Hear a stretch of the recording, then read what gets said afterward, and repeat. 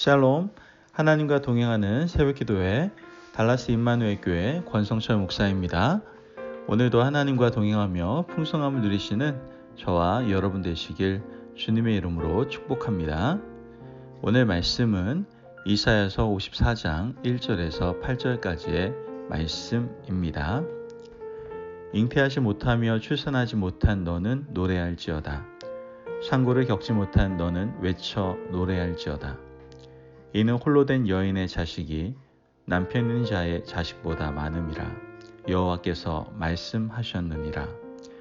내 장막터를 넓히며 내 처소의 휘장을 아끼지 말고 널리 펴되 너의 줄을 길게 하며 너의 말뚝을 견고히 할지어다.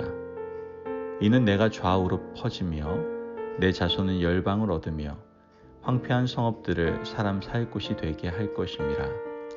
두려워하지 말라. 내가 수치를 당하지 아니하리라. 놀라지 말라. 내가 부끄러움을 보지 아니하리라. 내가 내 젊었을 때의 수치를 잊겠고 과부 때의 치욕을 다시 기억함이 없으리니 이는 너를 지으신 이가 내 남편이시라. 그의 이름은 만군의 여호와시며 내 구속자는 이스라엘의 거룩한 이시라. 그는 온 땅의 하나님이라. 일컬음을 받으실 것이라. 여호와께서 너를 부르시되 마치 버림을 받아 마음에 근심하는 아내 곧 어릴 때 아내가 되었다가 버림받은 자에게 함과 같이 하실 것임이라. 내 하나님께서 말씀하셨느니라. 내가 잠시 너를 버렸으나 큰 긍휼로 너를 모을 것이요 내가 넘치는 진노로 내 얼굴을 내게서 잠시 가렸으나 영원한 자비로 너를 긍휼히 여기리라. 내 구속자 여호와께서 말씀하셨느니라. 아멘. 하나님의 말씀입니다. 여러분, 우리가 세상을 살아감에 있어서 많은 병들을 얻게 되지 않습니까? 우리를 고통스럽게 하는 수많은 병들, 정말 셀 수가 없죠. 굉장히 많은 병들이 존재합니다. 이러한 병들 중에서 병명을 명확하게 규정할 수 있는 것도 있지만 이 병명을 명확하게 말할 수 없는 병들도 있죠. 그 중에 하나가 바로 이유 없이 막 화가 가라앉지 않는 병이 있거든요. 이게 한국에서 발견된 병이라고 하더라고요. 화병이라고. 자, 그렇다면 화병은 왜 생기는 거죠? 우리 내면에 소화되지 않는, 해소되지 않는 그런 스트레스가 쌓여서 몸과 정신에 이상을 일으켜서 발생하는 것이 바로 이 화병이다라는 것이죠. 우리가 인생을 살아가면서 얼마나 힘들고 어려운 일들이 많습니까? 한많은 그러한 세월들, 어디 가서 하소연할 것도 없고 이러한 상처들이 치유되지 않고 오히려 자기 자신을 찌르게 되죠. 그것이 물질 때문이든 아니면 자식 때문이든 여러 가지 이유에서 해소되지 못한 그러한 병들, 이런 것들이 바로 우리의 화병으로 존재하게 되는 것을 보게 됩니다. 그러나 하나님을 인격적으로 만나면요, 화병으로 소갈이 했던 것들, 마음 한구석에 쌓여있던 감정의 찌꺼기들이 모두 부질없는 것임을 깨닫게 된다는 것이죠. 세상의 모든 가치들이 무가치하게 느껴지게 되고 하나님 안에서 이런 것들이 그다지 의미 없음을 깨닫게 된다는 거예요. 믿음이 바로 서고 하나님과의 관계가 세워지면 지금까지 추구했던 모든 가치들이 새롭게 재정립된다는 것이죠. 그러므로 우리는 무엇보다도 하나님 앞에서 우리의 믿음을 바로 세우는 것이 그 무엇보다도 중요하다라는 것을 우리는 분명히 깨달아야만 합니다. 오늘 우리가 읽은 하나님의 말씀에는 이스라엘 백성들의 한이 서려 있어요.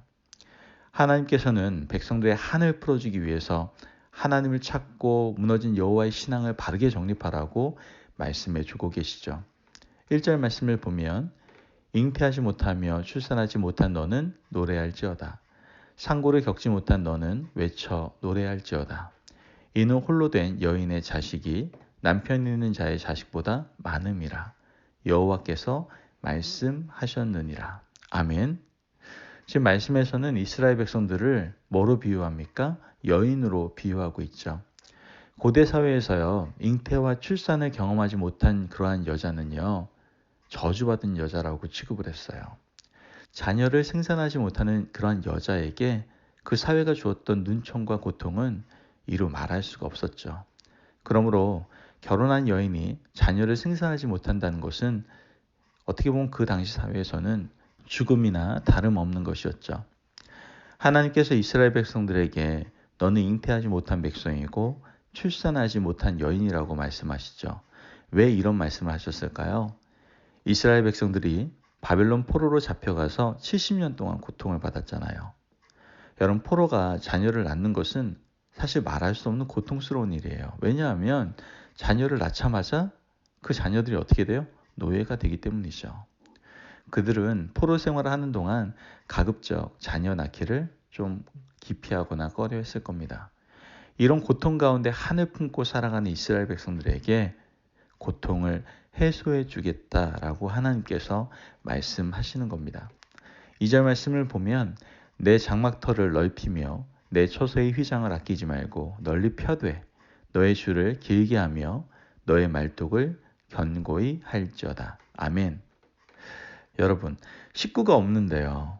장막터를 넓히고 말뚝을 넓게 펴고 천막을 길게 늘어뜨릴 이유가 도대체 뭐가 있습니까? 하나님께서 장막터를 넓히고 말뚝을 넓게 박으라고 하시는 그 이유는 자손을 많이 생산하도록 허락하시겠다라는 약속인 것이죠.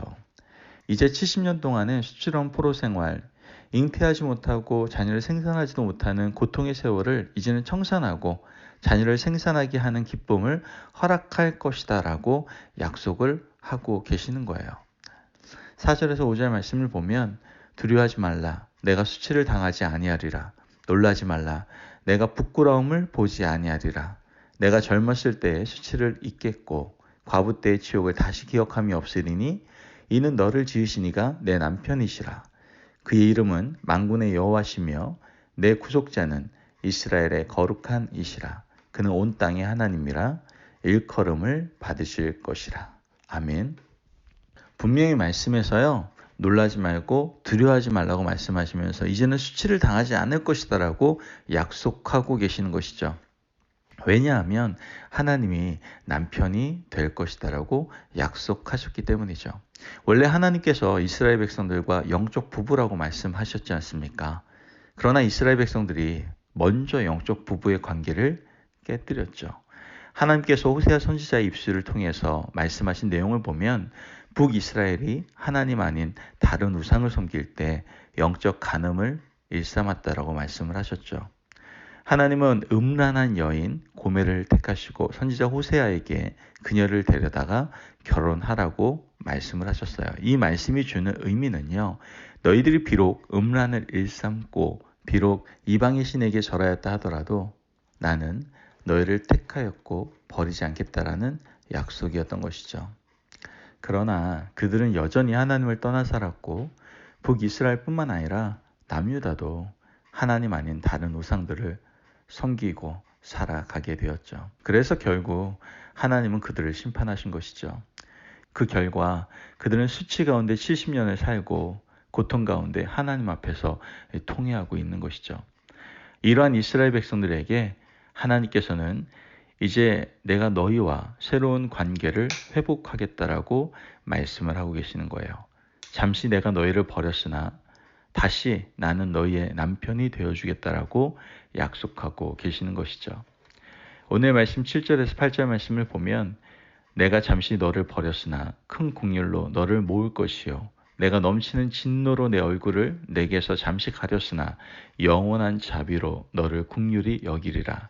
내 구속자 여호와께서 말씀하셨느니라. 아멘. 말씀에서는 분명 하나님께서 잠시 버렸으나 이제는 큰 국률로 다시 회복시켜 주시겠다라고 약속하고 계시는 거예요. 우리 인생에도요 이런 일이 자주 일어나게 되는 것을 보게 됩니다. 여러분, 우리 인생 쉽지 않지 않습니까? 고단한 일들도 너무나 많고요. 이런 어렵고 고단한 일들이 우리 자신을 좀먹고 영혼을 파괴하고 인생을 복잡하게 만들어갈 때가 참 많죠. 그리고 이러한 문제를 우리가 또 해결한답시고 우리는 얼마나 분주하게 동서남북 사방을 뛰어다닙니까? 그러나 무엇보다 중요한 것은 우리는 그러한 상황 속에서 한 가지만 붙들고 나아갈 수 있어야 된다는 것이죠. 그 한 가지는 바로 우리 하나님을 다시 우리의 남편으로 맞이하는 것이죠. 여러분, 하나님의 신앙, 이 여호와의 신앙을 붙드는 것이 우리 인생에 일어나는 많은 문제를 해결하는 가장 중요한 열쇠예요. 믿으십니까? 아멘. 그것이 바로 답이라고요. 이스라엘 백성들이 나라를 잃고 자녀를 낳지 못하는 문제를 영적 믿음을 회복하는 것을 통해서 해결했던 것처럼 우리 인생의 복잡하고 어려운 문제들도요. 어떻게 해결해야 됩니까? 여호와의 신앙으로 해결해야 한다는 것이죠. 여러 문제가 많으면 우리는 그 문제를 해결하기 위해서 여기저기 뛰어다닙니다. 그러나 하나님의 백성들은요. 그것이 먼저가 아니라 하나님과의 관계가 바로 세워지는 것이 먼저다라는 것이죠. 여러분 그 문제만 해결되면요. 다른 여타의 문제들은 신경 쓸 필요가 없습니다. 하나님과 관계가 바로 세워지면 모든 것이 풀리고 해결되어집니다. 믿으십니까? 아멘. 여러분 하나님께서는요. 이스라엘 백성들에게 남편이 되겠다라고 약속해 주실 뿐만 아니라 자손들의 번성함도 약속해 주시는 걸 보게 되죠. 13절에 14절 말씀을 보면 내 모든 자녀는 여호와의 교훈을 받을 것이니 내 자녀에게는 큰 평안이 있을 것이며 너는 공의로 설 것이며 학대가 내게서 멀어질 것인즉 내가 두려워하지 아니할 것이며 공포도 내게 가까이 하지 못할 것이라. 아멘. 여러분, 잉태하지 못하고 출산하지 못하는 것 때문에 벌벌 떨고 두려워하고 염려했던 이런 이스라엘 백성들에게 하나님은 자녀의 복까지 주셨다라는 거예요. 이게 놀라운 축복 아닙니까? 여러분, 우리도 여러 가지 인생 문제 때문에 고민하고 있을 수 있습니다. 그때 어떻게 해야 됩니까? 하나님 신앙 한 가지만 붙잡으면 된다라는 거예요. 그러면 하나님께서 그 문제뿐만 아니라 더 큰 문제도 해결해 주실 것이고 우리 인생의 고민을 넘어서 하나님의 역사가 넘치도록 우리 가운데 임하게 된다는 것이죠. 여러분, 우리 그 귀한 은혜를 사모합시다. 그 귀한 은혜를 누립시다. 오늘 하루를 살아갈 때 그 은혜 가운데 누리며 경험하며 살아갈 수 있는 저와 여러분들이 되시길 주님의 이름으로 축복합니다. 아멘. 기도하겠습니다. 사랑이 많으신 하나님 감사합니다. 주의 놀라우신 은혜 가운데 오늘도 우리 귀한 말씀을 주시고 인생을 살아감에 있어서 가장 중요한 것, 중요한 열쇠 그 답을 알게 하시니 감사합니다. 하나님, 복잡한 문제가 우리 인생 가운데 가득합니다. 그때 우리는 그것을 해결하기 위해서 동분서주를 합니다. 하나님, 그러나 그것이 답이 아님을 우리로 하여금 깨닫게 하시고 우리의 신앙이 바로 정립되는 것, 하나님과의 관계가 다시 회복되는 것이 답임을 깨닫고 다시 하나님 앞에서 모든 문제를 해결해 나아갈 수 있는 저희들 될 수 있도록 축복하여 주옵소서. 감사하며 예수님의 이름으로 기도합니다. 아멘. 오늘도 하나님과 동행하며 풍성함을 누리시는 저와 여러분 되시길 주님의 이름으로 축복합니다. 아멘. 여러분 인생에 여러 가지 복잡한 일들이 많이 있지만 그 답은 오직 하나님밖에 없습니다. 우리의 신앙을 다시 한번 돌아보고 신앙을 회복합시다. 하나님과의 관계를 다시 회복합시다. 그로 말미암아 인생의 문제를 멋지게 해결해 나갈 수 있는 저와 여러분이 되시기를 바랍니다. 말씀 안에서 승리하십시오.